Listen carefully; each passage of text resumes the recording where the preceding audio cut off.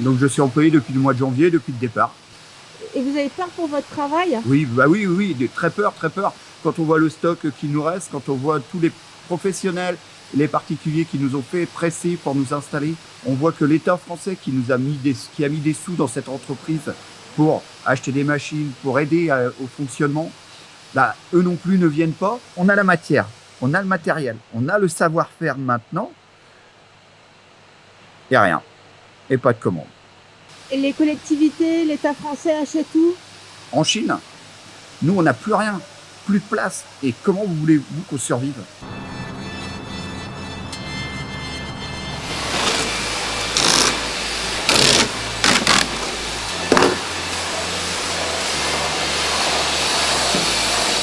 Parce que là, on est entouré de cartons, on est entouré de millions de masques 5,5 millions à peu près.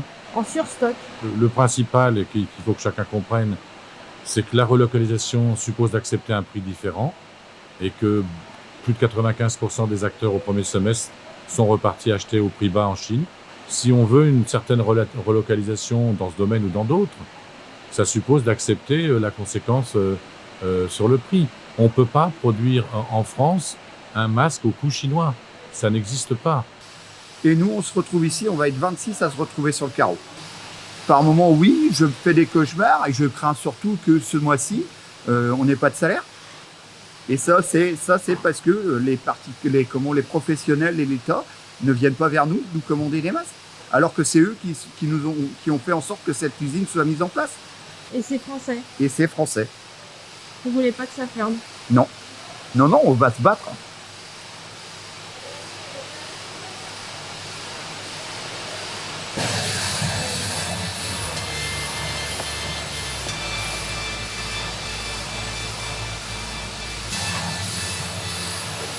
Mais si on parle de commande publique, de toutes les collectivités locales, de tout ce qui se fait en commande publique, hôpitaux ou autres, le syndicat du masque français a fait une statistique, 98% de ces commandes-là ont été passées à l'étranger.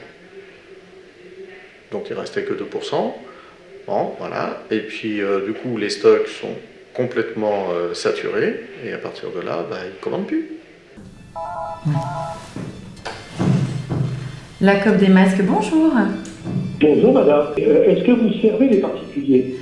Oui, de façon exceptionnelle, on répond aux demandes des particuliers. Dans un carton de chire, il y a 40 boîtes.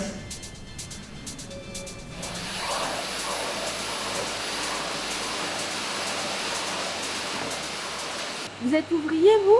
Oui. Donc vous changez de métier un peu de Un casquette. peu, on change de casquette. Tout le monde change de casquette en ce moment. Tout le monde se partage les marchés dans la région et tout le monde y va. Voilà, c'est ce qui nous fait espoir. Et... Vous vendez sur quel marché? Là, on a fait Guingamp. On va essayer de faire Paimpol. Qu'est-ce qui vous fait tenir en fait? L'espoir. L'espoir, on se bat pour tout le monde ici. On ne se bat pas que pour nous. On essaye de redresser. Après, on espère que les commandes du marché public vont revenir.